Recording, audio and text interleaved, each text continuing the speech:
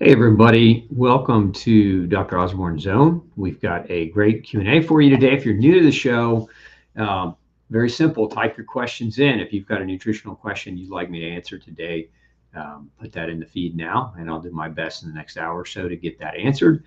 If you missed Tuesday's show, make sure you go back and check that out. We did a crash course in the realm of Glutenology, our master class.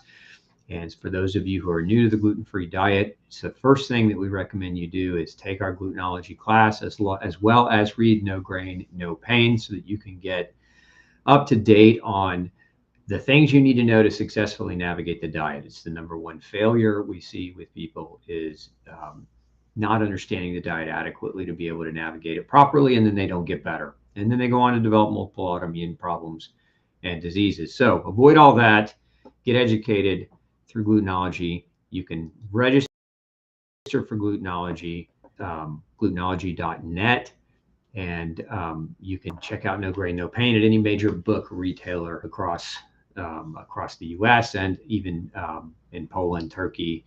We have it in China. We have it in the U.K. and New Zealand and Australia. So if you live in one of those regions, you can get access to it as well. Okay, let's dive into your questions. What supplements do you recommend for 1-year-old children? Predominantly breast milk. Breast milk is the best thing that you can do for a 1-year-old up to 2 years. Breastfeeding is the best supplemental as far as nutrient density is concerned. And this way the mother can take supplements and then those nutrients can pass through the breast milk and really the 1-year-old can really reap the benefit. There's other nuanced strategies there, Suman, as well, depending on whether or not the baby was born cesarean or depending on whether or not the mother is even capable of producing breast milk. But, one of the key problems when the feeding, and this is not to shame any of you who can't breastfeed, this is just simply, look, reality.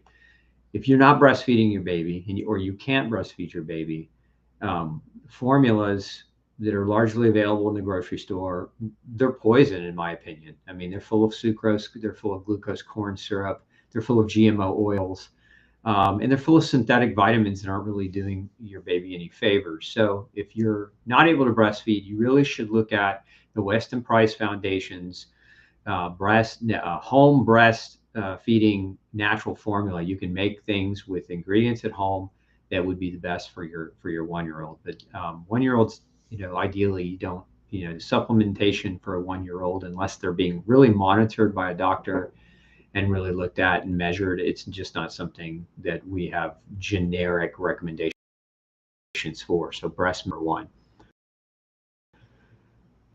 Okay.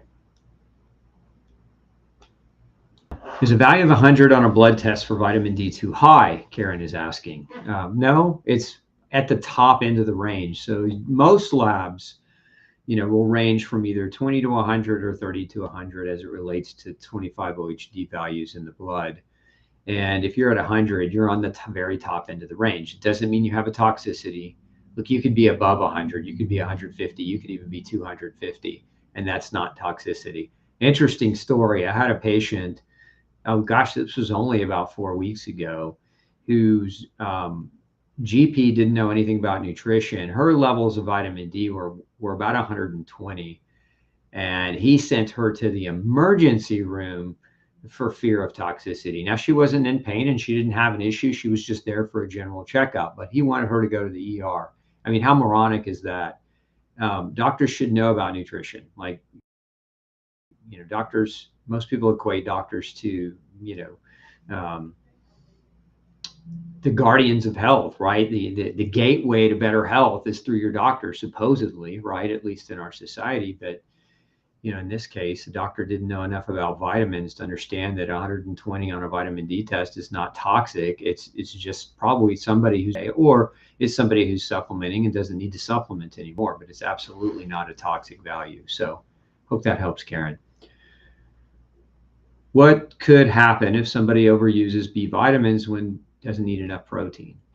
And I don't know if that maybe is the question in the context of how you're asking it, but that those two things aren't related. Like having too many B vitamins because you're not eating enough protein isn't a thing. You can overdose on B vitamins. It's very hard to do that. I mean, and predominantly the one B vitamin that people can have a reaction to, a negative consequence or reaction to, is vitamin B6, but that's predominantly the synthetic version of vitamin B6, which is called pyridoxine hydrochloride. But what does it mean to overuse a B vitamin? I mean, I don't know what maybe reframe your question.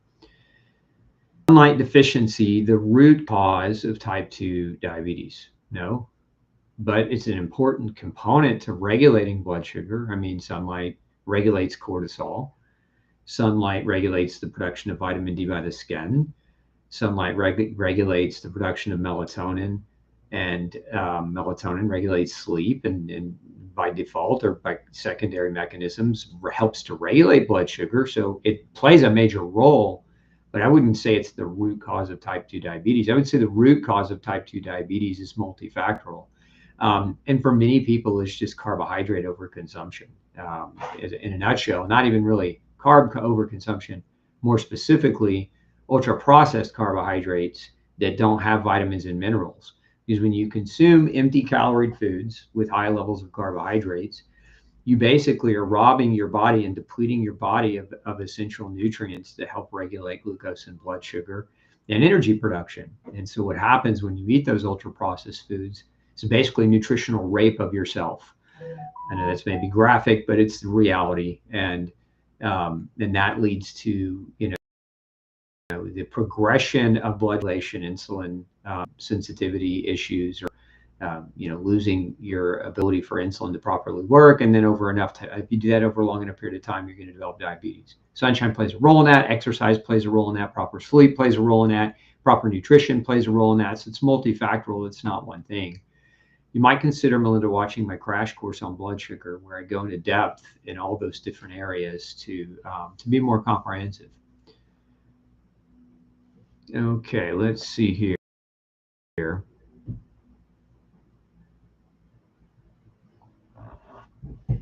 You state how deficient antibodies, immunoglobulins, can lead to false negative antibody tests. What tests does one do for those, and what is too low?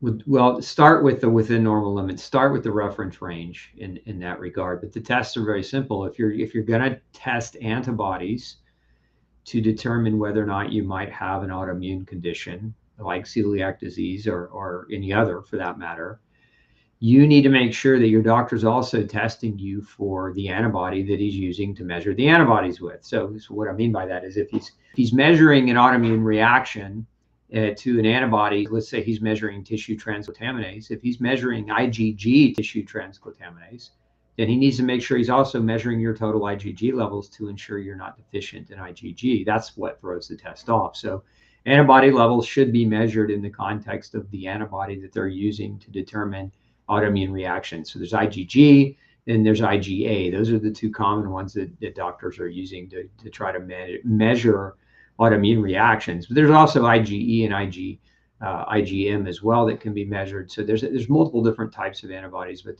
the primary ones are for autoimmunity are IgG and IgA. Okay.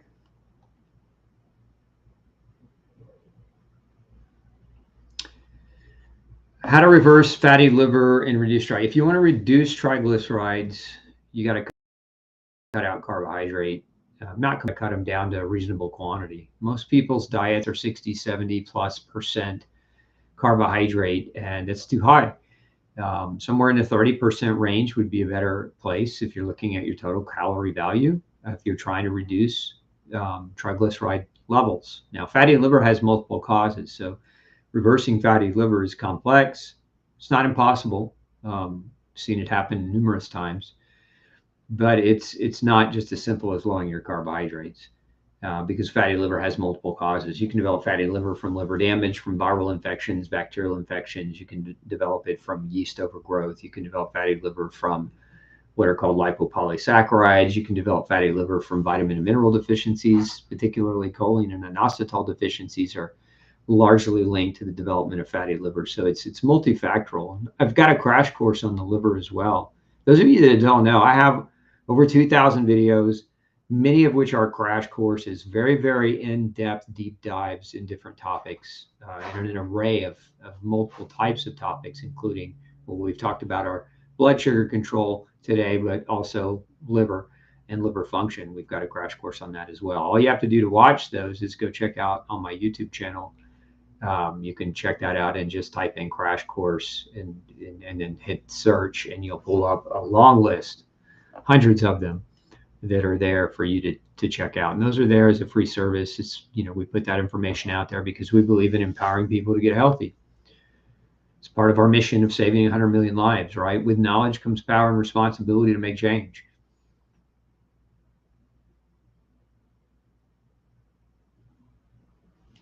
Let's see here. I've noticed a huge improvement in my health, especially higher energy and reduced pain and improved gut health when I avoid wheat. I'm interested to hear about no grain, no pain. So Corny, if you've cut out wheat and you feel that much better, no grain, no pain is the evolution of just a wheat-free or a wheat elimination diet. There are multiple elements found in grains that contribute to heightened inflammation and metabolic dysfunction and dysregulation in people. Gluten is just one of them. That's why the title of the book is not No Gluten, No Pain. It's No Grain, No Pain. And so gluten is one aspect of grain, but other aspects of grain, many grains are contaminated with heavy metals, mercury, aluminum, cadmium, arsenic, lead, all been shown to be found heavily in certain grains and contaminating our food supply. Molds are heavily contaminating our food supply of grains, as well as mycotoxins, which are toxins produced by mold. About 25% of the world's grain crop is contaminated with high levels of mycotoxins. And it's very problematic because mycotoxins are oxidative, and some of them are carcinogens. They cause cancer. They're nerve toxins, so they can create nerve damage.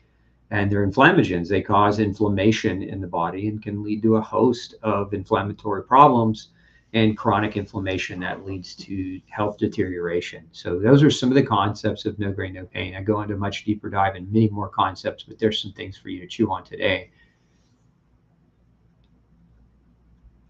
What nutrients are deficient in benign prostatic hypertrophy? Yeah, good guesses, Melinda, or maybe not guesses, but zinc and iodine are two very, very common ones that we see that are problematic. B vitamin deficiencies as well. I'd say one of the big factors in BPH is lack of exercise and poor muscle mass. A lot of people don't realize that muscles produce hormones, and these hormones regulate the prostate, among other organs. They regulate a lot of other organs as well. And the celebration of obesity as positive body imaging in the United States has been a detriment to the health, and not just the US, but in the West and Europe and other countries as well. Because when you celebrate obesity, you're basically saying it's okay to not be physically fit, and it's okay not to exercise. And most people don't realize the tremendous hormonal impact that muscle has on the entire body. I mean, everything from your brain to your pancreas, guys to your prostate, ladies to your ovaries and uterus, etc. So if you know somebody with BPH, benign prostatic hypertrophy, I would largely encourage you to encourage them to look at building lean muscle. And you don't have to go to the gym and become Arnold Schwarzenegger or some bodybuilder. You just have to be consistent and have a plan around being physical, because our society today has a plan around reducing physicality, right? We have programmed sedentarianism within our culture, through computers and video games and personal devices and technology that has taken away the human's ability to do physical things, or at least the need for humans to do physical things. And so we've lost muscle. That's arguably that's one of the largest causes of disease, is the deterioration of muscle in Western cultures and civilizations. It's why exercise is one of the 6 fundamentals, right, of good health. It's a non-negotiable. And if you're not exercising consistently, and you know that you're missing that as a piece of good health, you should be all over it. That should be one of your primaries in terms of choice making. You should be, schedule your life around exercise, because life is not going to contain the physical stressors that you need to stay healthy. Let's see. Dr. Davis's Super Gut Book says NAC has biofilm disrupting properties and can affect gut if taken daily. Do I need to worry about taking NAC? Not really. Um, NAC is a mucolytic, so it breaks down excessive mucus.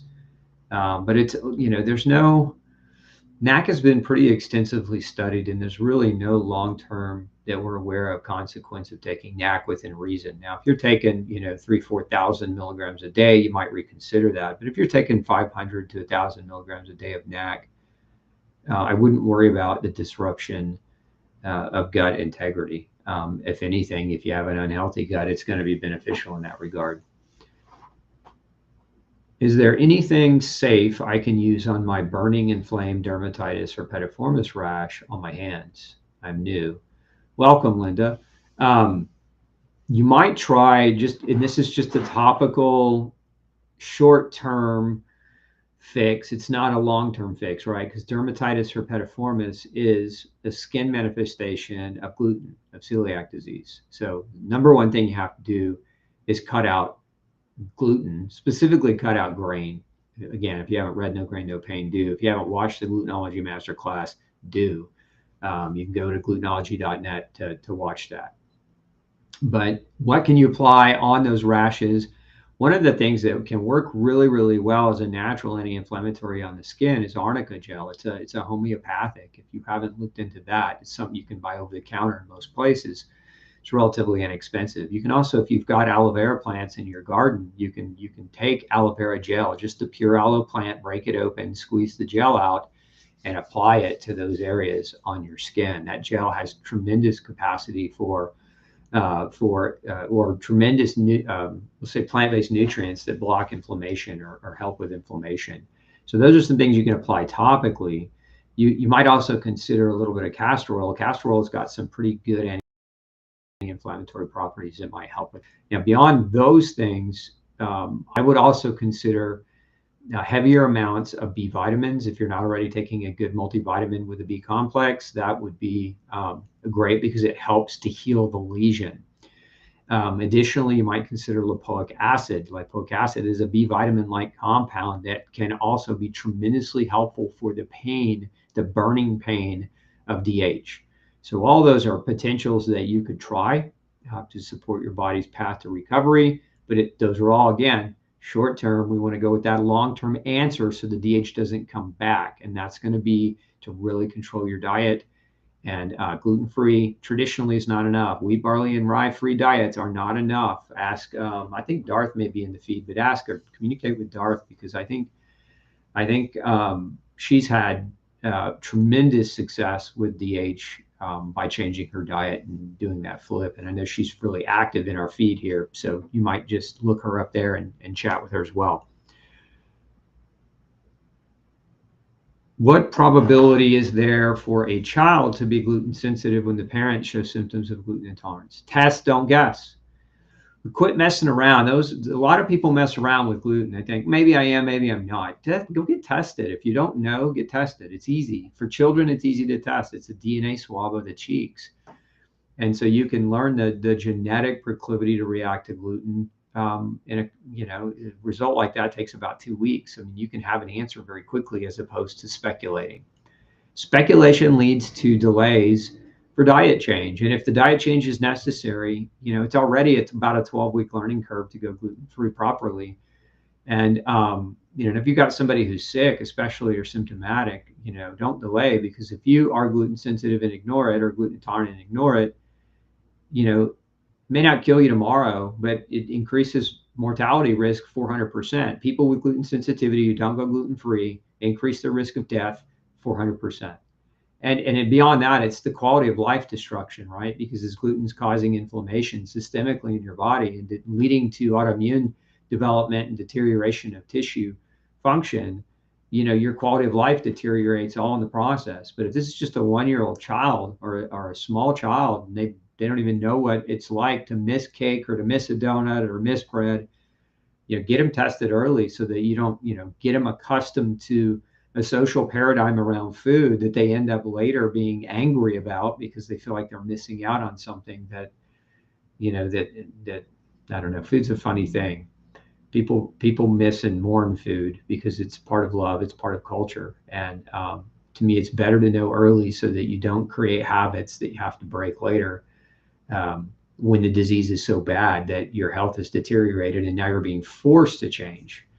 Be preventative. Proactive works better than being reactive to a disease state. I mean, the whole premise of the crappy healthcare world that we live in is that our healthcare system is reactive.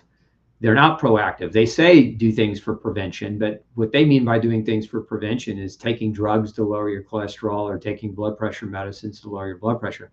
That's not prevention. Getting screened, getting, tremendous radiation into your boobs, sorry for the words, but, for a mammogram, that's not prevention. You're not doing yourself any favors by radiating your breast tissue just in case. Real prevention is nutrition. It's what you eat. And in real prevention is what you do. It's diet, it's lifestyle. So master those two areas, and you don't need to, you don't need to worry about becoming a victim. What I would call a victim, in my opinion. Anybody that needs a doctor to manage their health is a victim of our system and a victim of not knowing enough about how human physiology and human nutrition and behavior works, because 99% of diseases, chronic diseases, are 100% reversible if you change your behavior. You're not a victim of your disease. There are exceptions to that rule. Certainly, you can get an infection and need an antibiotic. You could certainly be in a traumatic accident and need a surgeon.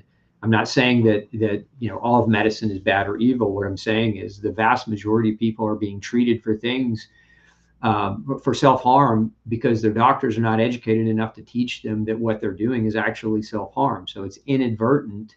It's not you being stupid per se. It's just you not being educated appropriately so that you can make meaningful changes and get healthy. And that's sad to me. And I think that's why most of you are here. You're here to learn about how not to get stuck in that rut. Is it true that gluten sensitivity is the #1 cause of infertility? It's the #1 cause of unknown fertility issues. So if you've been diagnosed with a idiopathic infertility issue, gluten sensitivity is the #1 cause of that. Now there are other causes of infertility that where the cause may be known, and so gluten maybe not playing a role in those. But yes, it's the #1 cause of unexplainable or idiopathic infertility. Does gluten sensitivity increase the chances of developing diverticulitis when you have diverticulosis? Sorry. Yes, Mike, it does. Let's see.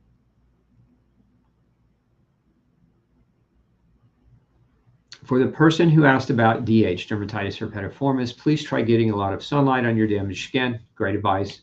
I had this flare that was driving me crazy. I couldn't even sleep. Sun cured it. So there you go, Linda. There's another user chiming in on just her experience with DH. So thank you for that. How does sunlight help the body when you're sick? People don't realize that the sun is an energy source, and your body is a battery that sunlight can charge. You are a solar battery. Your mitochondria and your cells are batteries that need to be charged, and sunlight accelerates that charge rate. It accelerates energy production. What do we need to heal and repair? What do we need to fight illness? We need ATP. We need energy. At its core, biochemically, we all need ATP to effectively function, to navigate the world, to heal, to repair, to fight things that our body is adverse to. So sunlight helps the body by charging the mitochondria to make more energy. Sunlight also helps the body. Infrared therapies, infrared and far and near infrared lights derived from the sun, have other effects as well. They stimulate stem cells in the skin, and they stimulate healing and repair. The UV light stimulates the production of vitamin D and the cholesterol in your skin. The UV light also stimulates your eyes to produce melatonin. Melatonin is one of the most powerful antioxidants that we can make is melatonin. It doesn't just play a role in sleep, but it also fights cancer and helps support immune system function. So all of those are benefits of sunlight. If you really want to learn more about the free medicine that sunlight can provide, I strongly encourage any of you, if you haven't already watched my crash course on sunlight, sun as medicine. Because what have we been told? There's so many medical mistruths we've been told over the years, right? We've been told avoid the sun, lather up in sunscreen. We've been told that vegetable oil is healthy for you, meat is bad for you. We've been told that genetically modified foods aren't problematic. We've been told that numerous pesticides and herbicides were safe, and in fact, they ended up causing nerve disease and cancers. We've been told so many things medically. Even if you go back a little bit further, I did a whole class once on medical misinformation and just where medicine got it wrong. Probably one of the older examples is leaching. It used to be thought that disease was caused by ill humors, and that putting leeches on the skin to leach the bad vapes out of you was like a solution. And that was scientifically one of the thoughts of the day. That was one of the scientific beliefs, right? When we talk about follow the science, especially in these last 5 years, that follow the science mantra is kind of a joke when you look at the historical track record of how wrong, not even a little wrong, but just how catastrophically wrong our allopathic medical model has been on almost every front.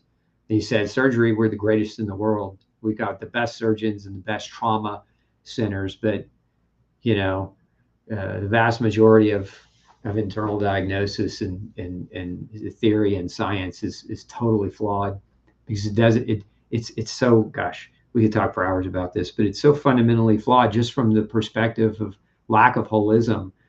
Specialists in medicine, what do? They separate body parts. I'm an expert in the thyroid. I'm an expert only in muscles. I'm an expert only on the heart. I'm an expert only on the brain. I'm an expert only on the nerves. Like, the body doesn't work as individual parts. Those parts work together. And when you put on like tunnel vision goggles and you say, I can only look at this part, you're missing the forest through the trees, and you're really leading people down a dark road. And we see that as the outcomes. Anyway, rant over there. Let's see here, more questions coming in.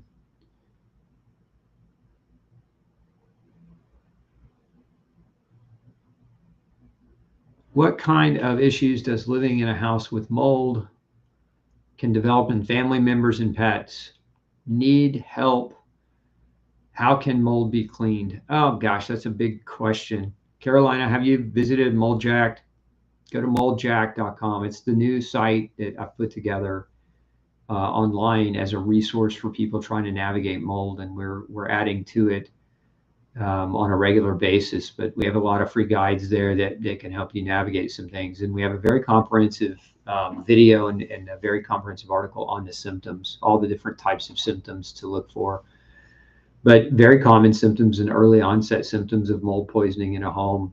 One of the biggest is word recall issues. If you find yourself not being able to remember the word, or not being able to bring the word to your lips that you're trying to think of, that's a hallmark of mold-induced brain damage. Mold is mycotoxins specifically can cause neurological damage and deplete your ability to think clearly and recall words. So brain fog, in essence, is a major symptom. Vision loss is another early onset symptom of mold exposure. Injuries or damage to your joints or muscles where you hurt without trauma. So you didn't injure yourself, you didn't have an accident, you didn't overwork out, you just simply hurt. Your shoulders hurt, your joints hurt, your muscles ache, you're tired all the time. Those are some of the biggest, most common. And then probably one more to give you would be just skin rashes, random skin rashes that are being diagnosed as generic things by a dermatologist, that they're trying to lather you up with steroid creams and antibiotics, and the stuff's not going away. Like, these are all potential signs of mold. As far as how to clear mold from a home, you've got to get the experts involved. Get a good mold inspector to come out, because the number one thing about mold is, if you want to get rid of it, you have to know why it's growing. You can't just clean it, because mold grows because of water. Water vapor is what allows for mold to grow. And if you have a water problem, it doesn't have to be a busted pipe, it doesn't have to be a roof leak, it can be a vapor problem. And vapor is in the air, right? It's aerosolized water. When your humidity in your home or in your wall cavities or emanating from your floors, etc., when that humidity level rises to a certain extent, that's water, right? And that's a source of ability for mold to grow. So you've got to have somebody come out and assess those things forensically for you, so that you understand why the mold grew. Then you can fix those problems and then remove the mold and remediate. But a lot of people skip the orders. They just have somebody come out and clean the mold, but they didn't actually forensically identify why the mold grew in the first place. And so here they are paying thousands of dollars to get it cleaned up, and then they're sick and they stay sick. So don't make that mistake. Number one rule in mold remediation is know why it grew so that you can fix the core of the problem. It's just like health, right? You don't put a Band-Aid on the symptom. You find out why the symptom exists. So let's see. I got my medical misinformation wake-up call from biochemistry mid-'80s. That's good. Everybody needs that wake-up call at some point in their life.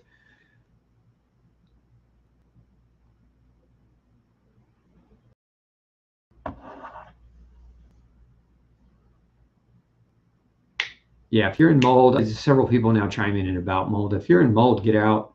It's the best advice I can give you. I know that's generic, but I mean, if you're in it, there's just no way you heal. There's nothing that's going to help you heal. There's no diet change. There's no exercise program. There's no trick, so to speak, that is going to lead to healing as long as the air you're breathing is poisoning you on a daily basis. Mold is one of the most pervasive and under-recognized health issues that we face. Our infrastructures are old. A lot of them are built improperly. A lot of them don't control humidity well, and green energy building has really led to pervasive mold explosion in our society. So if you're in it, as quickly as you can. I know sometimes it can be hard to just pick up and leave. I lost a house to mold. Many of you watch the show know that. My dog died, and my wife was super sick, and my son was sick, and I wasn't doing great, but we got out as quickly as we could. As a matter of fact, we left the day we found out it was in the home. So do what you got to do.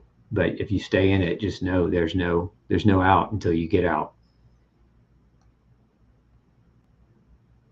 Let's see here. Still, there are people around the world with celiac disease or the symptoms that they think they can eat grain. I tried and tried and tried, but I quit talking to those. Yeah, the saying goes, Darth, that the level of a person's pain and discomfort and illness has to be greater than their fear of change of diet. And even then, some people still won't change because they would rather listen to the doctor. I posted something the other day on our Facebook channel.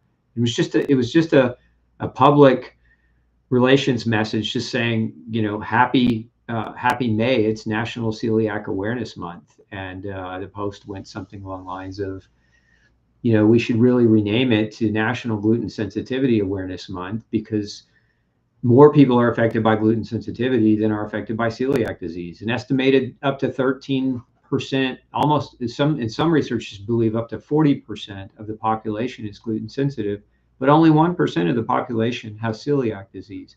And gluten sensitivity it's not less than celiac disease, because gluten sensitivity can cause thyroid disease, and there are 11 cancers linked to gluten sensitivity. Like it's a very dangerous thing. And not to say that celiac isn't. I wasn't trying to take away from celiac disease. I was just trying to simply shine the light on the core of the problem. Celiac is caused by gluten, as are many other forms of autoimmune disease, and that's why we need to have a gluten awareness of autoimmune development more than we need to have a month about one specific illness, because all these illnesses could benefit.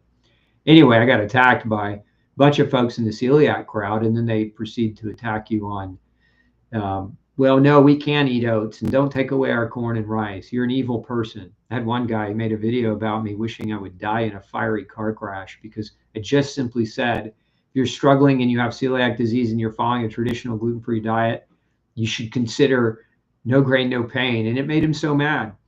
I don't know why. I think these people a lot of them are mentally deranged because of the gluten. And I think gluten's affecting more than their GI tracts. I think it's affecting their brain, and it's making their neurotransmission malfunction. And it's why they're so angry. And that's just my own personal opinion, and it's been my personal experience.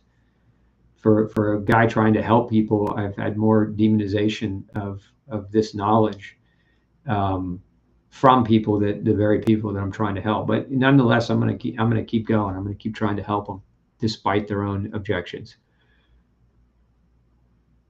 If you don't spend too much time in direct sunlight getting burned, what is the optimum amount of time getting near infrared from the sun? Look, as much as your skin tolerates, it's not a magic number to say get 20 versus 30 versus 50 minutes a day.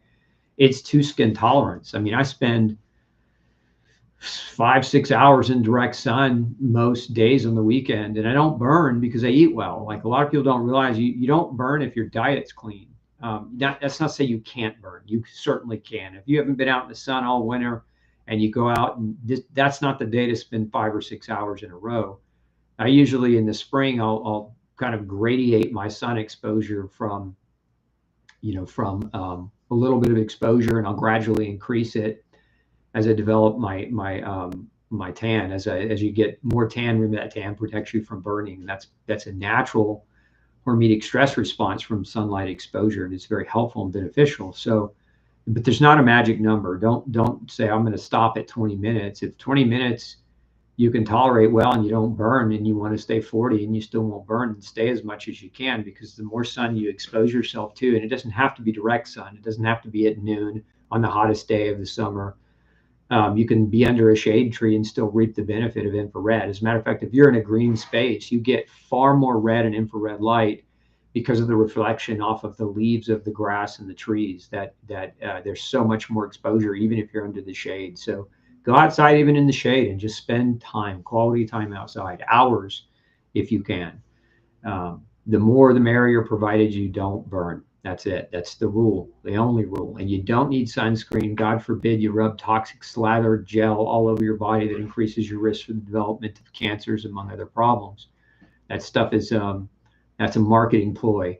And so, it's largely, in my opinion, it's largely an indoctrination of the field of dermatology, scaring the hell out of everybody, making them think that the most natural medicine and the freest medicine in the world is their enemy. I mean, how good a marketing plan is that? It's terrible. Let's see here. Protocol to help with viral infection. Suman, check out our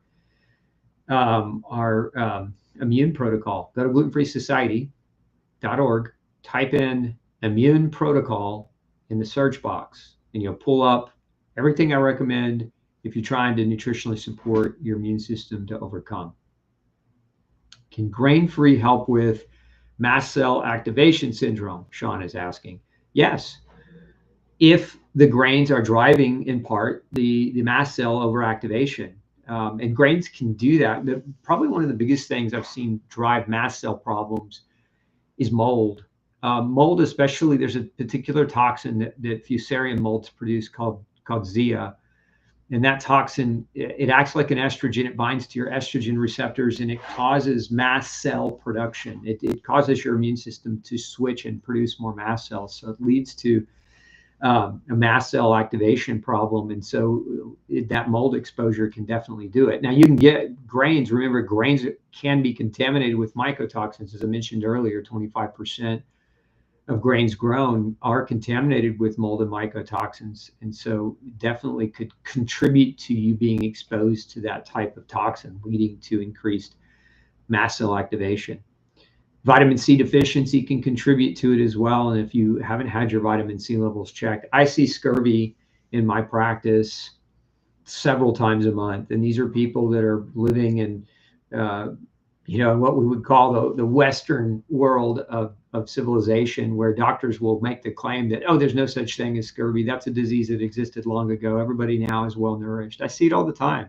I see vitamin C levels of 0 in people, and they're struggling. And we've seen cases of vitamin C mimic rheumatoid arthritis, meaning the person didn't even have an autoimmune disease. Their just vitamin C was so low that they were in chronic pain and they were misdiagnosed. Anyway, where do we go with that? I was talking about mast cells. Is there a way to improve mental symptoms from gluten quickly?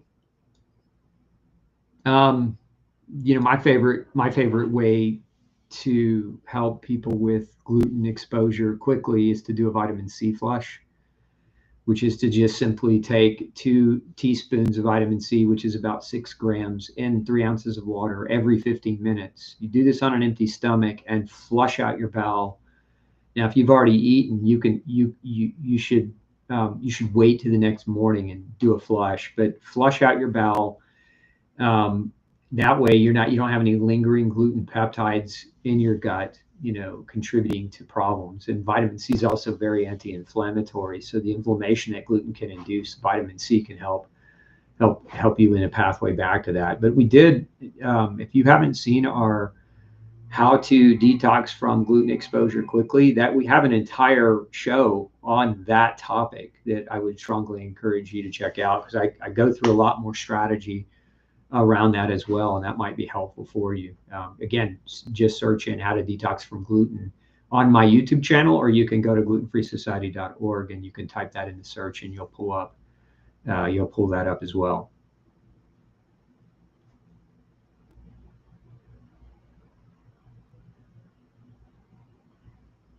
How about vitamin E? I was watching one of your shorts on vitamin E, and that led me to sorts of good information, including Dr. Barry Tan's, so tocotrienol only or with tocopherols. I like both.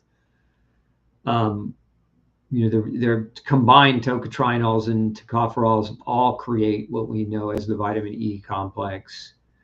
And so they're all good. And they all kind of have unique properties, but tocotrienol's into the spotlight right now because it's been being very well studied by some great scientists, and they're bringing to light some really fascinating things. Let's see here.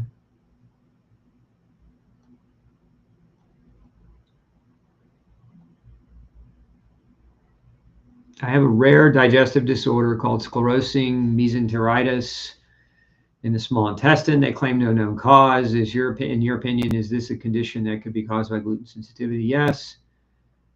What is sclerosing mesenteritis? It's the mesentery in your GI tract is inflamed. I mean, and it's forming scar tissue. Well, what causes inflammation? If we just think about this logically, doctors are too quick to say we don't know. What are the 4 primary things that drive inflammation? Because anytime you have diagnosed with an itis, any itis that you're diagnosed with, that's inflammation. So what are the 4 drivers of inflammation? Number 1, food. Food can be a cause. Certainly, one man's food is another man's poison. Number 2 is chemical exposure. Are you eating chemicals that are called food, right? Food dyes, food preservatives, food additives, things like meat glue, things like PVP and BHT and all the other garbage that they've been putting in our food, calling it safe for the last 30, 40 years under tricky kind of rules. You got to get that stuff out of your diet. But there's also other chemicals that can affect you that you're not eating. I mean, there's chemicals that when you put on lotions and soaps and shampoos, there's tremendous amount of chemical exposures, the fragrances, the Glade plugins, and all that other nonsense that people use to mask bad smells. All that stuff, you absorb it, it comes into your body, and it can cause systemic inflammation, including in your gut. But then, so you got food, you got chemicals, and then number 3 is you've got microbes, microbial imbalances. There are a number of different types of bacteria and candida, fungus, parasitic microorganisms that can affect the GI tract in that way. And if your doctors haven't tested you to determine those things or rule those out, it's definitely something you should look at doing. And then the 4th trigger of chronic inflammation is nutritional deficit. It's malnutrition. And as I was mentioning earlier, vitamin C deficiency can mimic rheumatoid arthritis. Nutrient deficiencies. Nutrients regulate inflammation. They regulate every process in your body. And if you haven't had a good nutritional checkup, by all means, you need to do that. Get with a nutritionally educated doctor. Most aren't, so you got to really look for them. And if you're looking for one, you want to find, call my office. We take new cases, on the regular, but you've got to get those things looked at, because if you're struggling and the answer is we don't know, then the solution is either going to be to suppress your immune system or to give you a steroid to block inflammation. And the long-term consequences of suppressing your immune system is cancer. And the long-term consequence of using a steroid is bone loss, muscle loss, diabetes, hypertension, and nutritional deficiency. Steroids deplete vitamin C, calcium, magnesium, and zinc, among other nutrients, vitamin D as well.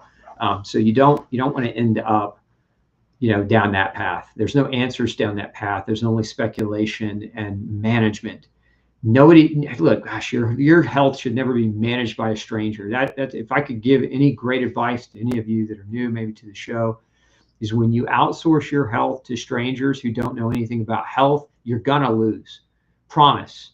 If it's a chronic degenerative disease, you're gonna lose. Now, if you need a surgery, if you've got a wound or a broken bone, or you need a surgery, okay, you're not necessarily going to lose in that situation. But if you've got an itis and they don't know why, and they want to manage you, it's like at one side of their mouth, they're saying, we don't know why. And out of the other side of their mouth, they're saying, you need to take this drug or you're going to have terrible problems. And the reality is they don't know. So why would you follow it? Anyway, everybody gets to make their own decision, but that's just my philosophy. My opinion is if you're allowing a stranger to manage your health, you're in for trouble and you're not going to win that battle. Healthcare should be a relationship between a doctor and a patient where there's a conversation, where there's input and feedback and testing that helps to try to determine root cause. Like if that's the kind of doctor you have, more power to you. But if they're just trying to beat down your door with a bunch of medications to suppress symptoms that your body's trying to warn you about, you're not going to win. Let's see.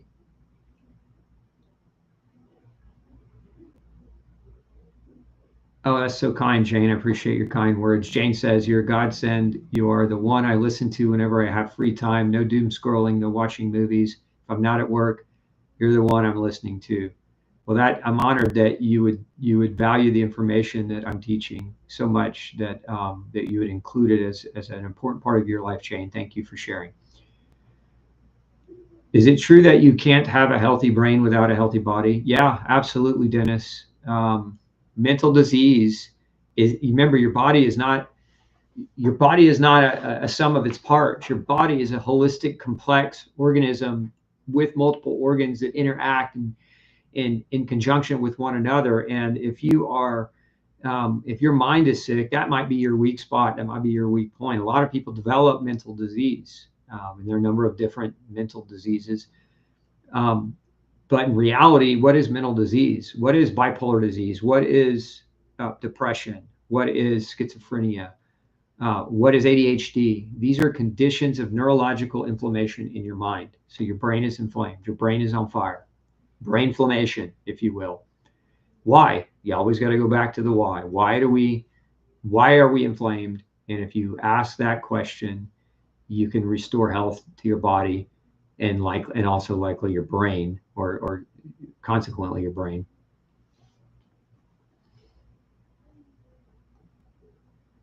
Is black cumin seed oil helpful to heal the gut? If yes, how should it be taken? I mean, it's helpful, but I would not put it on the list of priorities. It's an anti-inflammatory oil, and so it can be used and it can be helpful. But what's more helpful is to not inflame your gut. What's more helpful is to make better decisions so that you're not putting things in your mouth that create inflammation in your gut. There's two things that inflame the gut. What you put in your mouth is number one, and number two is your microbiome. The guys that live inside of you, the little critters that live inside of you, the bugs, if you will, the microbes, the bacteria, the fungus, what we call the mycobiome, and the other microorganisms that are inside of you and helping you. If you eat wrong, then the wrong ones grow out of control and hurt you. And if you eat right, then they do well and are doing well by you. Many of the bugs that live in our gut make vitamins, help produce mucin, which coats and lines our GI tract. So, if you're dousing your gut with black cumin seed oil, but you're not changing your diet, you're not going to get anywhere. That doesn't mean it can't be a beneficial tool in the journey. So, to answer your question, yes, you can use it, but don't use any. This is true of anything. Your goal in using any kind of supplemental is not to resolve your problem through the supplement. It's to resolve some of the symptoms of the problem while you're working on changing your diet and lifestyle to fix the core of your issue. If you don't fix the core, you're just going to become dependent on whatever product or supplement or medication it is, and that's not an answer either.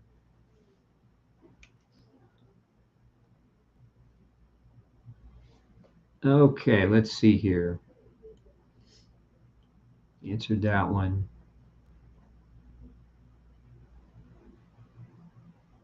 Lately, I've seen a lot of posts that say gluten isn't the problem, it's the additives and the pesticides. It's all the above. You're right to reply that way. It's not just pesticides. Look, I think I've said this before. The oldest reported case of celiac disease is thousands of years old with this before pesticides and additives. So it's not like gluten hasn't been a problem. But gluten is part of the problem if you're gluten sensitive, and it's not part of the problem if you're not gluten sensitive. And those other things are part of the problem. They're part of the problem for everyone, regardless. When you eat any food, whether it's a grain or whether it's a potato or whether it's a vegetable, if it's doused in chemical pesticides and genetically modified and preserved in liquids with additives, it's not going to be healthy for you.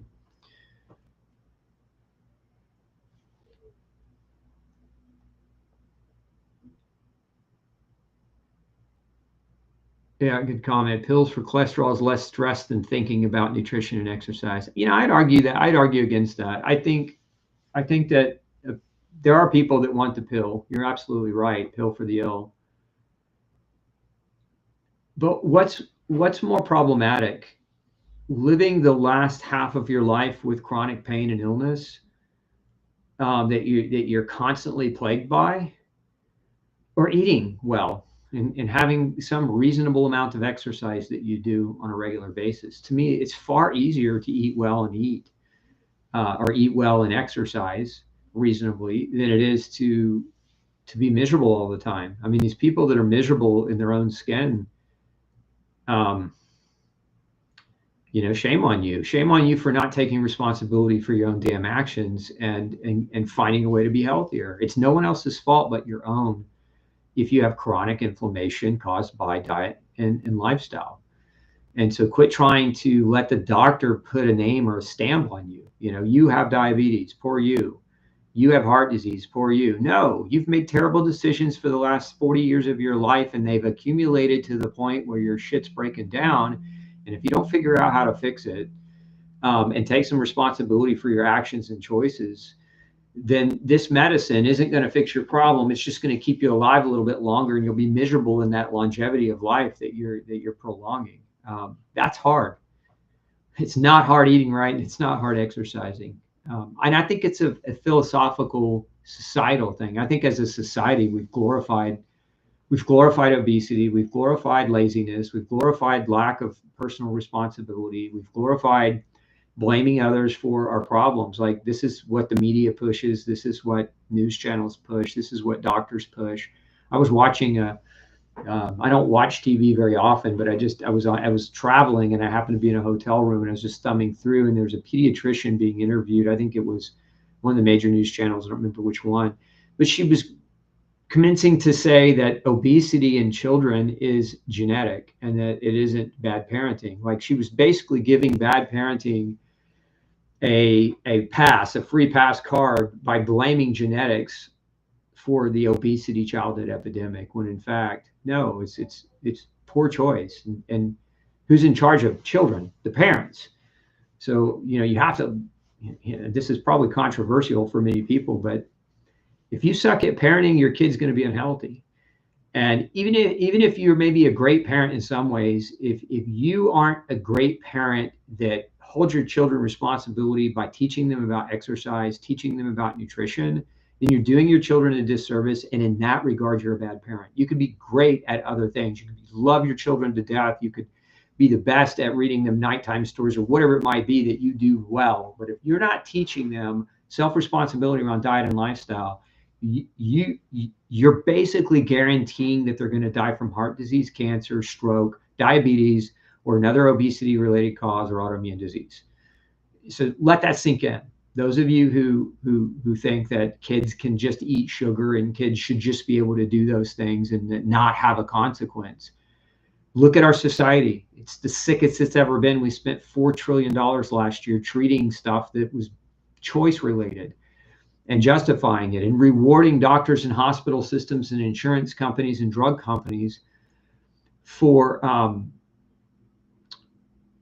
we're rewarding those very wealthy companies while destroying the health of the bodies and the minds of our population.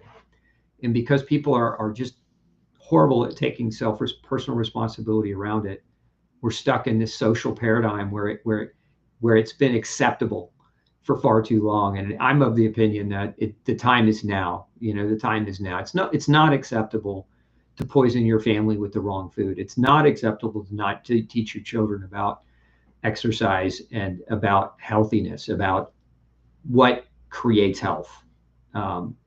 Anyway, another rant.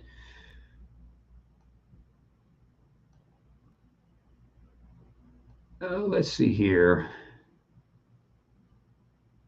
How would you recommend treating chronic Epstein-Barr? I wouldn't. Chronic Epstein-Barr is not a disease. Everybody's got Epstein-Barr. You give me 100 people and I'll show you 100 people with Epstein-Barr titers.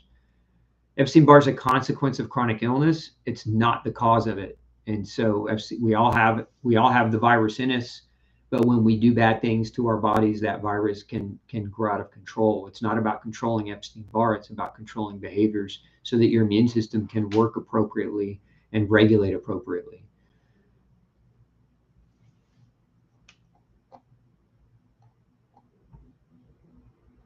Hi, I'm from France. When I eat a bit of gluten accidentally, I have a dermatitis herpetiformis reaction. What can I do about that? Great question. Stop eating gluten sometimes, or you not sometimes. You said accidentally. So when you get accidentally exposed, you might try an enzyme that helps to degrade gluten. We have something called Gluten Shield. I don't know that you could buy it if you're in France. Currently, we don't ship to France, but there may be products similar that you might want to look for that you could get access to, and take that when you eat out, if you're eating out. And that in this way, you degrade. If you get accidental contamination, you help to degrade that accidental contamination, reduce the potential of a side effect.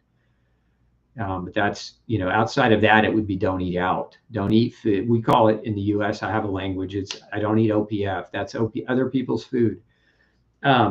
Why? Because other people don't understand food the way I do. Not to say that I'm the only one that understands it. I'll eat at a person's house if they understand food and I know who they are and they're good, and they're healthy and they're health oriented. But I won't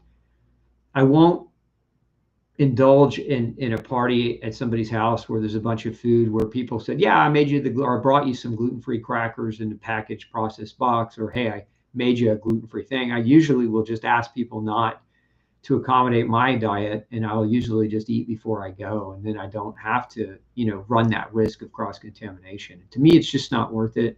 The last time I ate at a friend's house, it was against my better judgment at the time, and I knew it. I paid a price. I paid a heavy price for 2 days, and it just wasn't worth it to me. And that was years ago. But anyway, you do that enough times, you don't want to have your body deteriorate as a result of a mistake like that. So this is easy to control.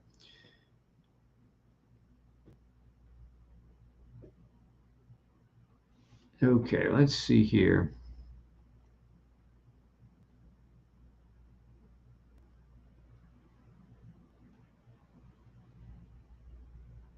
A protocol to avoid repetitive surgery for incisional hernia.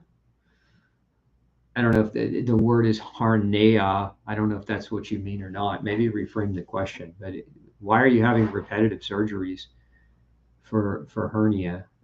That's a deeper conversation. There's not necessarily a protocol, but there are a number of things that can contribute to repetitive herniation. Lack of protein in your diet being probably one of the top on the list that I would consider a nutritional must. How much? Somebody says, how much you want to bet that people being mad at you are Democrats? Actually, I hear you. I hear what you're saying, but I don't like to. I'm not a political person in the sense that I'm here to help everyone. Now that's not to say you're not, but it's really kind of a funny thing, because a lot, when we look at the political spectrum of things, a lot of Democrats are very health conscious, and a lot of Republicans are like, give me the Diet Coke. So I think a lot of people that get mad at me are just the people that are sick, that have mental disorder because they're eating poorly and they're in pain and they're lashing out, and they don't really probably mean it at the core. If they were healthy, they probably wouldn't be. Let's see.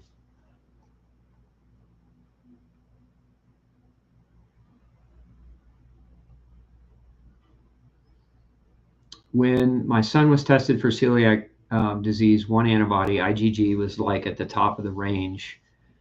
His result was, well, the top of the range was 400. His result was 397, but the doctor told me 8-year-old, he was fine.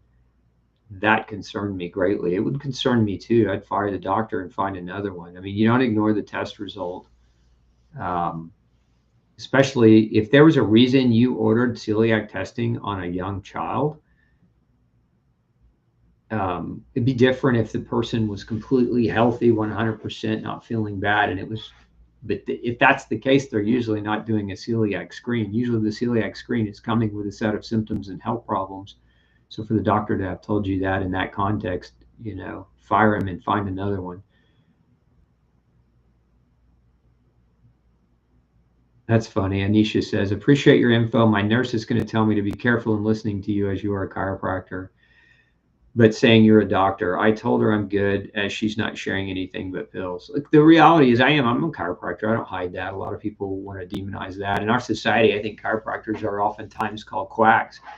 It's funny, if you look historically at why, it's a really good book you can read called Wilk versus the AMA. And so Wilk was a chiropractor who sued the American Medical Association. I think it was back in the 80s, because of the fraudulent misinformation that was purposefully propagandized onto the populace about chiropractic care. And he won. It was an antitrust lawsuit, and he won.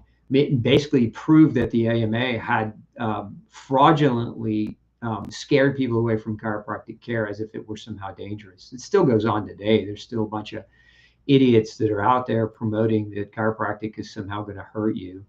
I mean, there's a lot of ways that chiropractors treat. Chiropractors know nutrition probably better than any other type of doctor. I'd say chiropractors and naturopaths are the two that are most trained up in nutrition just in their graduate school training. Medical doctors receive less than 7 hours. Chiropractors receive tremendous amount of nutritional training. They trade out the pharmacology for the nutritional training. But pound for pound, I'd trust a chiropractor's ability to diagnose any day over a medical doctor, because if you look at the schooling and the differences, chiropractors take more pathology, they take more physiology, they take more biochemistry, they take more nutrition. So if you look at the core fundamental sciences of health and diagnosis, chiropractors take more of it than medical students do. Fundamental difference beyond school is medical doctors usually go on internships in hospitals or they do residencies, like a 2-year residency, which is basically an internship program under another doctor. Chiropractors don't have hospitals that they can go do residencies at. And so there's that lack of training, but most young chiropractors go seek residency under another chiropractor with 20 or 30 years of experience. I know I did. When I first graduated school, I trained under a very, very well polished and very well educated chiropractor who also was a dietitian, but not your traditional dietitian. He was an expert in nutrition. He wasn't pushing the classic message of corrupt dietitians that take money from Coca-Cola and Oreo cookies. But anyway, it's just a funny thing. I think in our culture we have to frame professions as enemies. Professions of truth are commonly framed as enemies or as quacks. And I know that, and I know what most people think. So it's good that you have the wisdom to know that chiropractor doesn't mean less. It just means philosophical differences. Chiropractors at their core believe that diseases have a cause. Medical doctors at their core believe that they have a treatment for diseases, and that most diseases are idiopathic and we don't know what causes them. And so that's a difference in philosophy. And you should seek out the kind of doctor that matches your philosophy. I think there's room for both.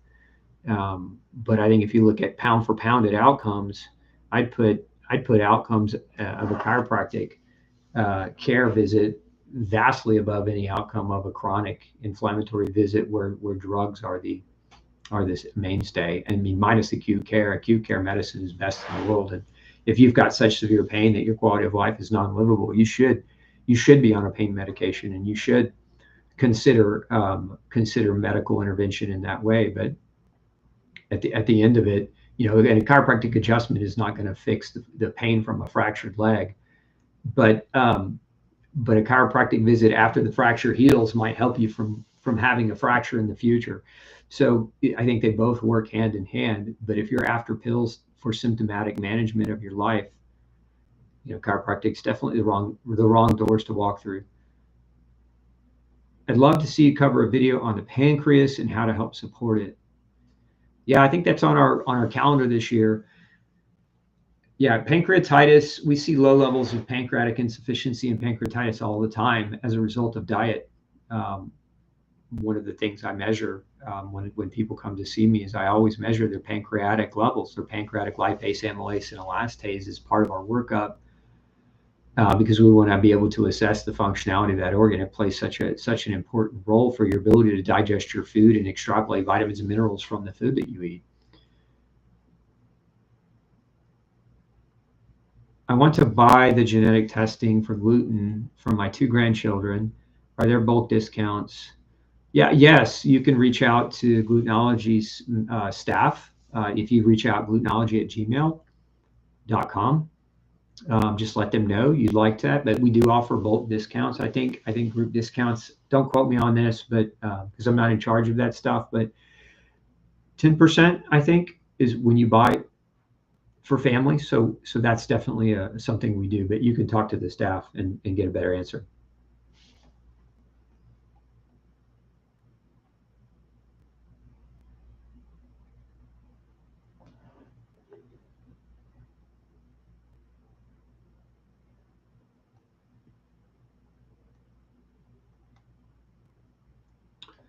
I had vitamin C tested last year and my vitamin C was undetected. I was floored. How can that be? Yeah, that's what we were talking about earlier, the commonality of vitamin C deficiency.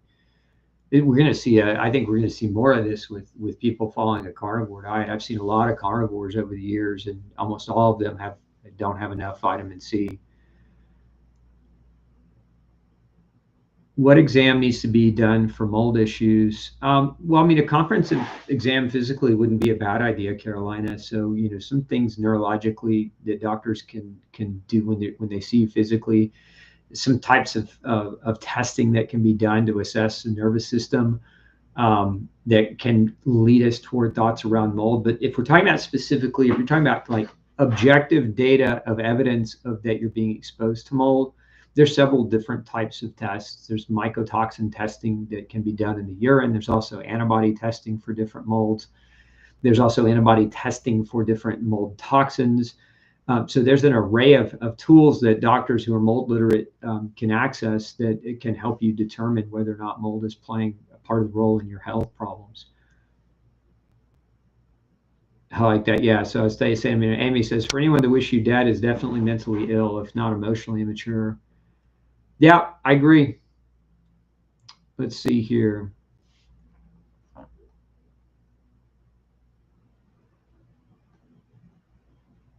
My daughter was diagnosed with low H&H. I'm assuming you mean hemoglobin hematocrit, low iron. Wow, iron was 20. That's low. Ferritin was 4. That's super low. Referred to a hematologist. Listening to master class, getting the test, 15 years of issues. Suggestions on supplements.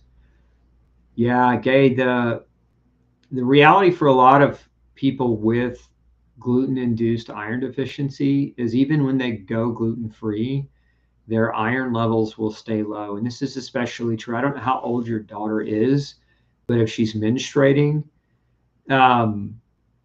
she's losing blood every month. So she's already starting from the premise. If she's already starting from the premise of severe iron deficiency, and she's losing blood every month, so she's already in the hole. And then 1 week a month, she's going deeper into the hole. And if she's got long-term damage to her intestinal tract, she may not be absorbing iron as effectively. So many of these people, even going gluten-free, have to supplement iron.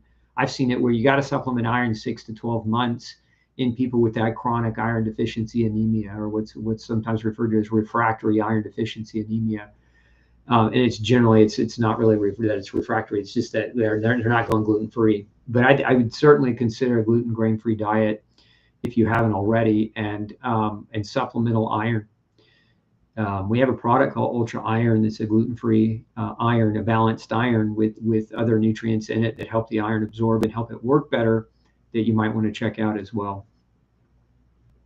Can bronchitis be caused by gluten sensitivity? Yes, it can. Let's see, Baker's asthma is one of the historical medical discoveries or observations, if you will, of wheat causing inflammation to the airways, wheat flour. So Baker's working with wheat flour, it's aerosolizing up, they're breathing it in, and it's inflaming their bronchi. So wheat allergy can do that, but gluten, I've seen gluten be a primary cause of asthma. I've seen so many people with asthma symptoms and asthma diagnoses where that goes away because they changed their diet. They weren't seeing me for their asthma. They were seeing me for a variety of other problems. And when we find gluten sensitivity and their pre-existing asthma goes away when they change their diet, that's been my experience numerous times. Let's see here. If patient suffers celiac, leaky gut with lots of food allergies, in the case of sudden weight loss, what is the supplement to choose for these conditions? When you're trying to put weight back on, I mean, number one, the supplement is food. Don't eat any more gluten. There's celiac and you've lost a ton of weight and you have a bunch of food allergies, then make sure that you're not eating those things. That's step one, because you got to stop the damage. Beyond that, get tested. There's not a magic supplement plan.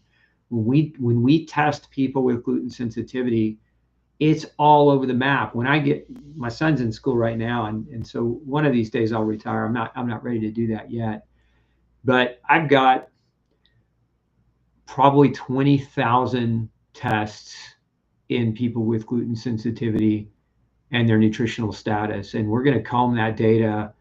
But I can just tell you, it's all over the place. There's not a pattern where everybody's iron deficient or everybody's zinc deficient or everybody's D deficient or everybody's fill in the blank, deficient.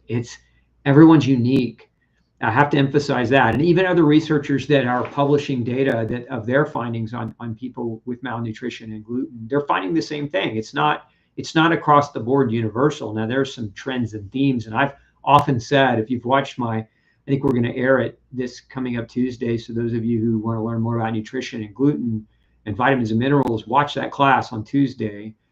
But the top 5, what have I seen over the course of my career? The top 5 nutritional deficiencies linked to gluten sensitivity: iron, B12, vitamin D, zinc, and omega-3. Those are the top 5. So if you're trying to guess at what a person might need, those 5 things. And enough calories of food that they're not allergic or sensitive to put that weight back on. So there's kind of the general answer I can give you. At what point is a person ready to start mold detox? Should nutrient deficiency be dealt with first, and how long? No, it should be dealt with simultaneously. So when you're doing detoxification, there's prep for detoxification. The number one rule of detox is not retoxing. So you've got to be out of the environment first. That's the first rule. The second rule is you should be doing all the other things that help and aid your body's ability to naturally detox beyond supplements. So what are those things? Exercise to tolerance, sunshine exposure, adequate sleep, and it's probably going to be more sleep than what you may be accustomed to, because people that are healing need more sleep. You've got to have your diet dialed in. If you're doing a mold detox, you can't eat foods that contain mold and mycotoxins. And so the number one food that is high in those things is grains. Number 2 would be coffee. And then you have things like peanuts and dried fruits. And there's some smaller other examples where you can get mold contamination of food, but those things should be avoided as well.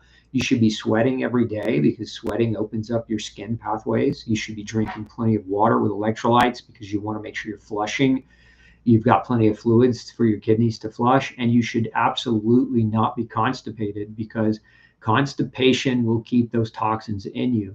So you want your bowels working, you want your urine flow coming, you want sweat coming on a regular basis, and you want exercise to tolerance, because you need to move your lymph. Those are all the ways you want to prime yourself for detoxification. Beyond that, your diet needs to be clean. You should be supplementing any nutritional deficits that you have, especially if you have certain nutrients that are important for the detox pathways of mold toxins. So glutathione would be an example, selenium, vitamin B2, all important for, for helping your body process and transform mycotoxins. And then binders and other things to help with that detox. So it's not a lot of people try to say, do this first, do this second, do this third, do this fourth, and you have to do it in this order or you'll never be successful. And the reality is it's multifactorial and you want to do all these things at the same time, but you want to set your body up for success.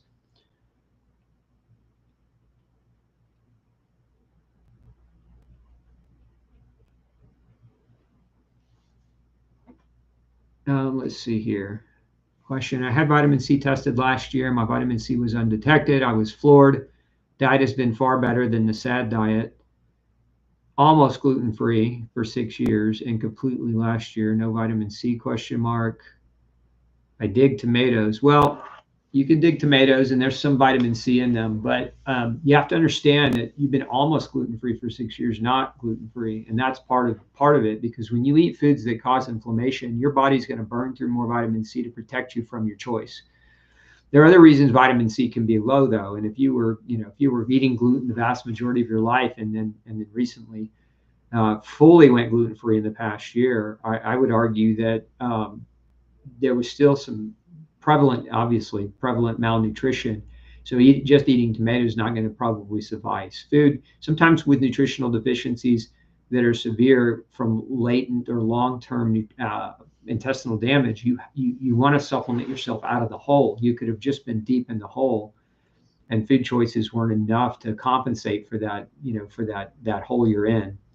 We see that quite a bit. Can a viral reservoir trigger migraine? How do you get rid of the viral reservoir? We all have viral reservoirs, and it's not the viral reservoir that's the problem. It's the choices around it. Viruses come out and create damage when we allow ourselves to damage ourselves, like when we don't get enough sleep, when we don't eat well, when we don't exercise effectively, when we're under too much stress. So there's no there's no how do you get rid of the viral reservoir. There's only take good care of yourself and your body will take care of you in return. Your immune system will control that in return.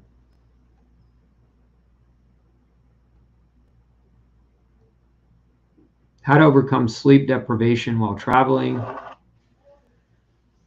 I did a whole show on that. One of the things you can do is sunlight exposure. It just depends. Largely, it depends on where you're traveling, how far, what time zone, what kind of time zone difference you're going to. I'd say watch the video, but I'll just give you a simple tip. If for some people, taking a little melatonin, depending on the time zone, when you get to where you're going before the bedtime in that time zone, can help reset your circadian rhythm back to preventing that sleep deprivation and jet lag.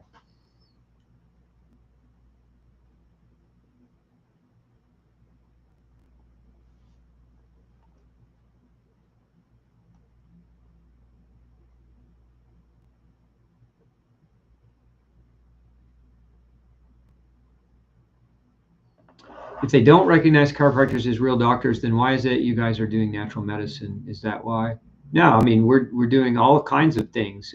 It's not that they can't recognize us as real doctors. We are real doctors. I mean, by law, insurance by law has to accept it. Medicare has to accept it. Medicaid has to accept it. So by law, we are real doctors. It's just a tremendous propaganda from pharma and medicine to demonize us. That's it in a nutshell. But depending on the chiropractor and where their state and what their state laws are, there's different scopes of practice for different states.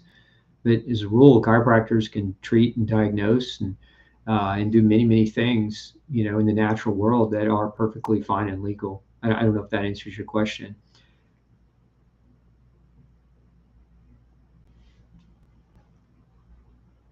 How to reset, let's see, gut dysbiosis. There's no one magic way to reset gut dysbiosis. You've got to figure out what caused the gut dysbiosis.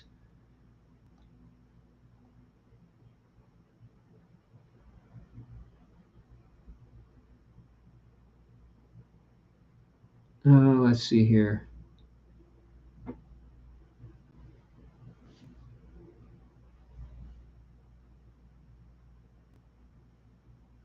I've accidentally gotten gluten in food eaten at a conference and twice in the past 5 months gotten dermatitis herpetiformis. Why would I suddenly start getting this before I would get a sore gut?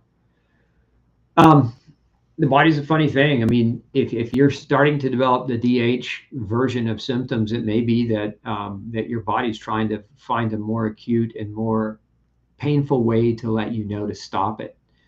The body's really smart, and if you ignore one thing, it's going to send you another set of symptoms. But it's also possible there are some other underlying factors that also contribute to DH more specifically. Like, where do we see people have a higher or greater tendency to develop DH? Zinc deficiency, vitamin C deficiency are two very common things that will lead to a greater proclivity toward DH, at least in my experience. So you may have some of those things going on, Lavender. I would consider that, maybe get tested for those. And those of you, we could talk about nutritional testing. If you don't have a nutritional doctor that's working with you and you want to get nutritional testing done, go to glutenfreesociety.org. At the top, it says labs, and click on that link, and you can get nutritional testing. You can measure 50 plus nutrients in our INA nutrient panel. It's there for you guys to use as a service, because I know the reality that doctors that are out there aren't trained and don't understand the lab technologies around nutrition. And so we've made it available directly to public without having to go through the doctor. So that's there for you if you need it. And this weekend, celebration, actually the next 2 days, we're celebrating Memorial Day. I think there's a coupon code. I don't know what it is. Let me see if I can find it for you. I think it auto-populates, but it's 20% off right now. So those of you who maybe have been thinking about doing it, yeah, the coupon code is MEM2025, MEM25. If you are thinking about doing it and you want to save 20%, that's our highest discount that we ever give for Memorial Day, because I'm a big believer in supporting veterans. And so at any rate, take advantage of that if you're looking to do something like that. I have neuropathy in my feet. I definitely am gluten sensitive, not tested for celiac, not diagnosed with diabetes, have cut out wheat, barley, and rye, but do occasionally eat other grains. So stop doing that and watch the neuropathy improve. Consider getting your B vitamins tested as well, Jean, because you may have some B vitamin deficiencies caused by that gluten that are contributing to that demyelinization in your legs and leading to the symptoms of that neuropathy. But we see B1, B12, folate, vitamin B6, alpha lipoic acid are common triggers for neuropathy, and they're common consequences of long-term gluten exposure. Do you recommend regular heavy metal or parasite cleanses? There's a lot of push for those on social media.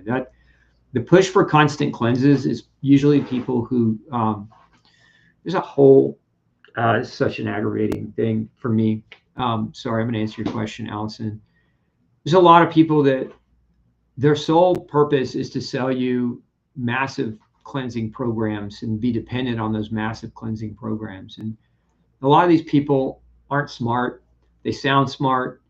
They sound well-intentioned, but as we know, the road to hell is paved with good ones.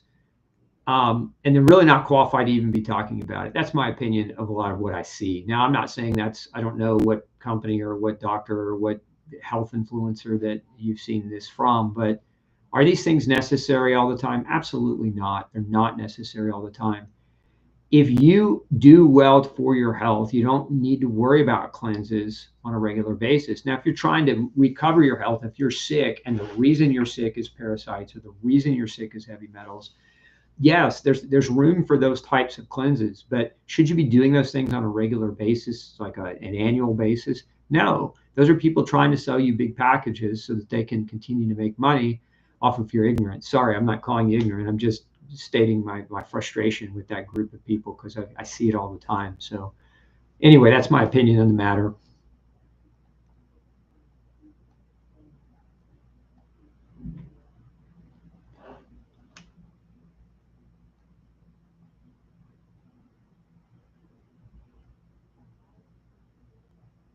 Let's see, do you recommend, okay, I think I answered that one. Yeah, I like some of these comments on, we all need to learn to talk to each other without name calling or shutting down. I think the art of debate and conversation that needs to be rekindled You know, we're not all right about everything, and we're not all wrong about everything. There's always a unique story behind somebody's experience or somebody's um, perception. And I think the ability to converse allows us to understand each other better and get along better. Um, let's see here.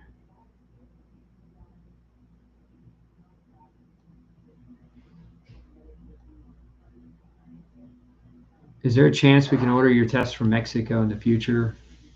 Um, if you become a client in our clinic, you can. If you're not, though, international shipping's tricky. Um, so we don't do that on scale on a big volume. But if you become a client in our clinic, you can. And that being said, in the future we may offer it. I just don't want to guarantee it and tell you the wrong thing.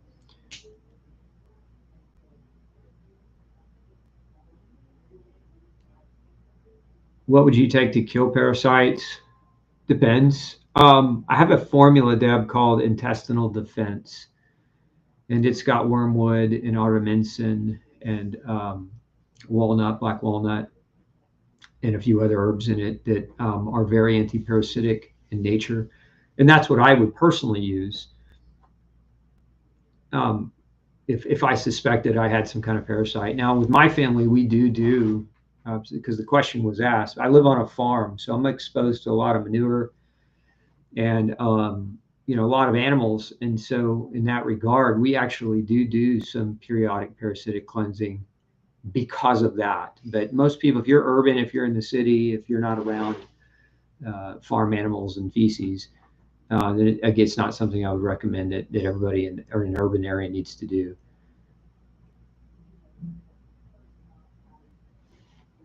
When a child has a hard time breathing through the night because he can't breathe, or sleeping through the night because he can't breathe through the nose and is breathing through the mouth and tummy hurts, um, those sound like mold symptoms, or can be. A lot of times, that inability to breathe through the nose, especially at night, either can be dinner. What was in dinner? Sweets can drive up nasal swelling and reduce the capacity to breathe through the nose. So you got to keep that in mind too.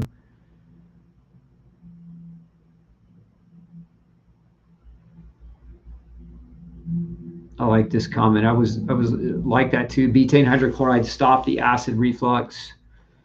That means it wasn't acid reflux, right? It's a wrong diagnosis because acid reflux is actually acid refluxing up, too much acid, right? Potentially, or acid refluxing up. But if you took acid and it stopped, it means that you didn't have acid reflux. You had low levels of acid, and you were being not digesting your food when you were eating it, and that non-digested food was causing an irritation that felt like heartburn, and so it was misdiagnosed as acid reflux. Happens all the time.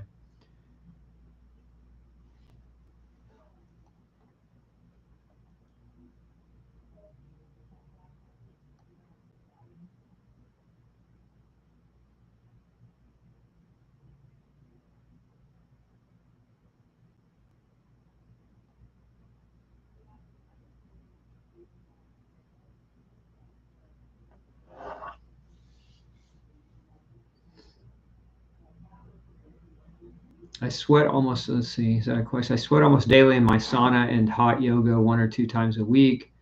My sweat is not salty. Is this a red flag? Not really. Are you dehydrated? Do you have muscle cramps? Do you have brain fog? Do you get electrical shocks really easy when you rub your feet like on a carpet? If those things are true, you might want to consider adding more electrolyte to your day. You could salt your food more with a natural form of salt, or you could add electrolyte to your water, as a process. But it's not necessarily a red flag. I'd say if you had symptoms, it could be a problem of low electrolytes, but maybe not. What's the best vitamins, or what would your protocol be if somebody's taking radiation for breast cancer? I hate to hear that. I definitely would be taking iodine. Um, Outside of that, I would recommend testing. If you're dealing with cancer, don't mess around with generic, possible protocols. You really need to get tested to determine what will work best.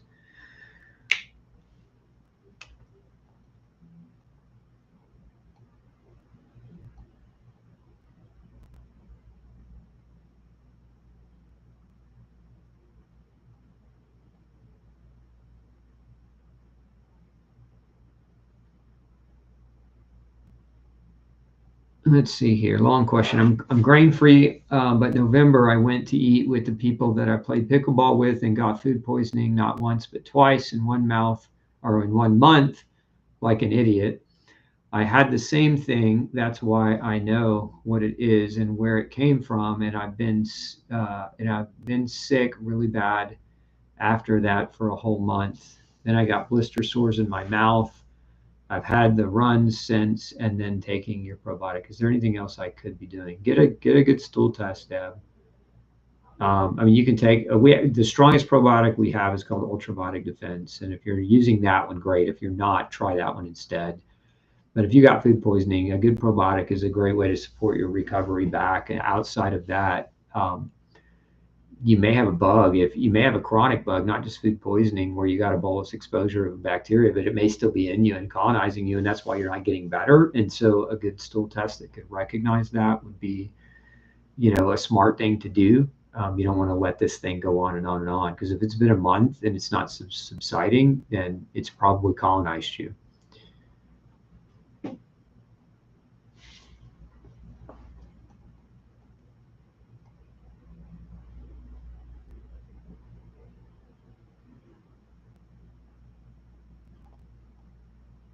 Taking berberine and chromium for type 2 diabetic control, working great along with diet. Can berberine be taken indefinitely, and are there other supplements needed?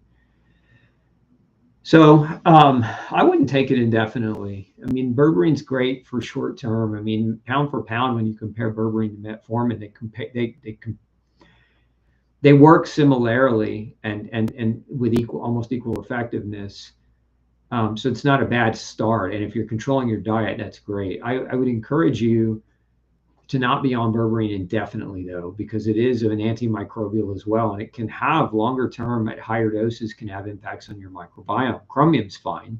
You might consider B vitamins, especially vitamin B3, as it also helps with insulin, the insulin receptors made out of chromium and vitamin B3. You might consider zinc. You might consider magnesium. These are all regulatory of insulin and blood glucose.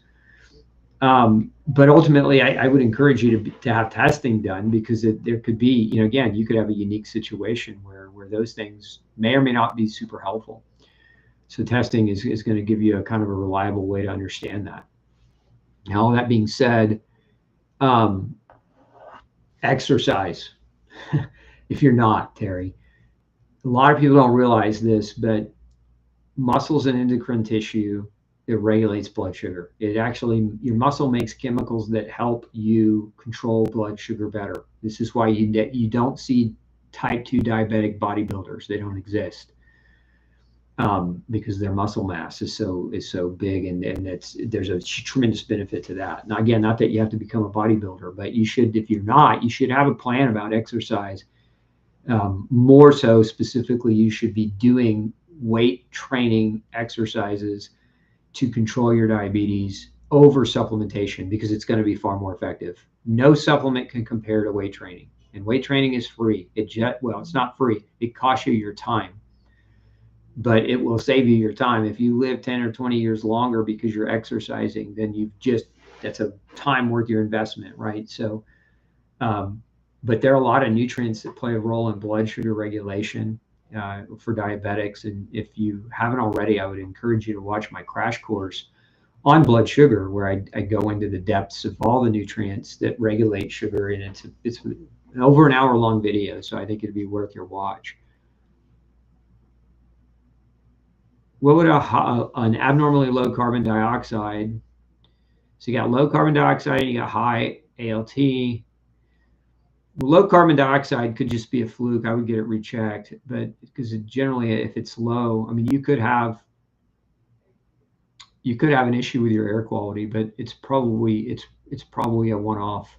Sometimes carbon dioxide, blood carbon dioxide measurements are all over the place. So I wouldn't look at that too heavily, because that's not super low.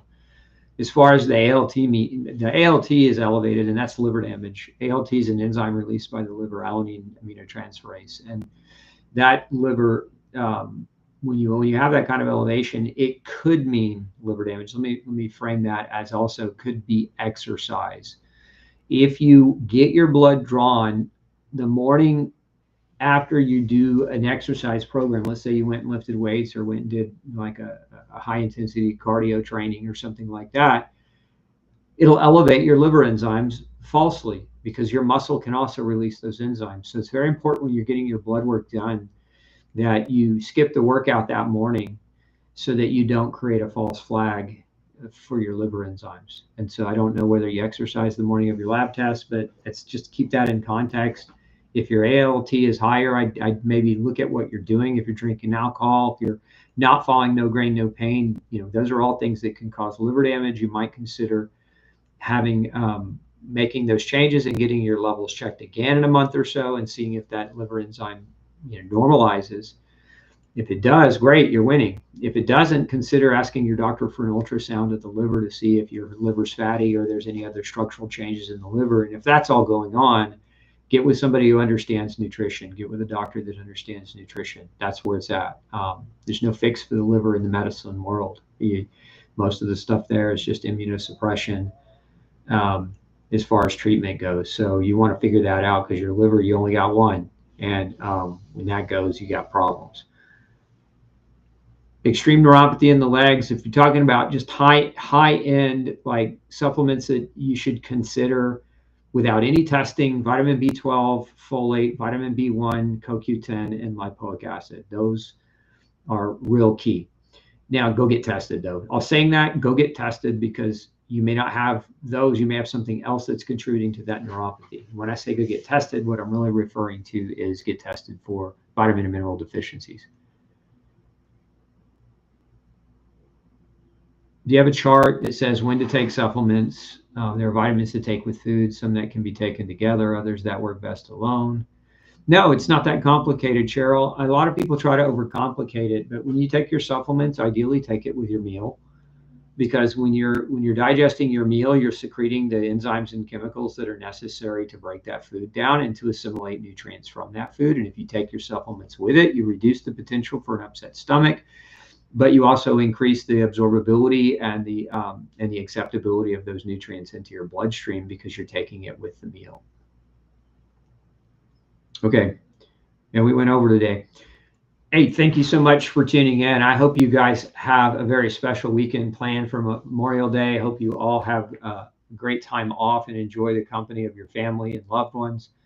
If you are wanting to if you're wanting to take advantage of our sale, this is our biggest sale of the year for the next 2 days. You can use code MEM 2025 and save 20% for the next 2 days. After that, the third day, it's 15%. So it's a kind of a titrating sale. So get in now if you want to get that full 20% discount. But if you want to support Gluten-Free Society, if you want to support our mission of helping save and reach 100 million people, that's one way you can do it. We don't allow sponsors into our channel. We don't charge for our knowledge and our information. We simply give it away for free. And how can you support that? There's 11 people behind me that you guys don't see that help make this mission possible. And the way you can support us is use our products. So I encourage any of you who are trying to look for good products, nutritional supplementation products, go visit me at glutenfreesociety.org. We have over 100 different nutritional supplements that you can read about and look into. You can also look at our lab testing if you want to be tested for gluten sensitivity genetics, if you want to be tested for micronutrients, for vitamin and mineral deficiencies. That's all available directly there to you. I'd also encourage you to share this with people that you know. Sharing is caring, and together we can save and create a ripple effect that helps and save more people. You can also visit us at Mold Jack. Again, I mentioned this before, but mold this year, we're doing a lot of things about mold because in my opinion, it's the biggest epidemic that we face beyond food is mold. And moldjack.com is the new reservoir that we've put up with tons of new information about how to navigate mold properly. So those of you struggling or suspecting you might be in mold, go check that out as well. Again, thanks so much for tuning in. We'll be back on Tuesday with another crash course from Glutenology in honor of Celiac Awareness Month or Gluten Sensitivity Awareness Month. So make sure you tune in for that. It's module 7, and it's one of the best modules. It's a deep dive into nutrition and the vitamins and the minerals and the affect of nutritional deficiencies from gluten. So you're not going to want to miss that if you haven't seen it already. We'll see you then, and then we'll be back next Thursday for another live Q&A. So bring your questions next week as well, and we'll do our best to help you out. Have a great weekend. We'll see you next week. Bye-bye.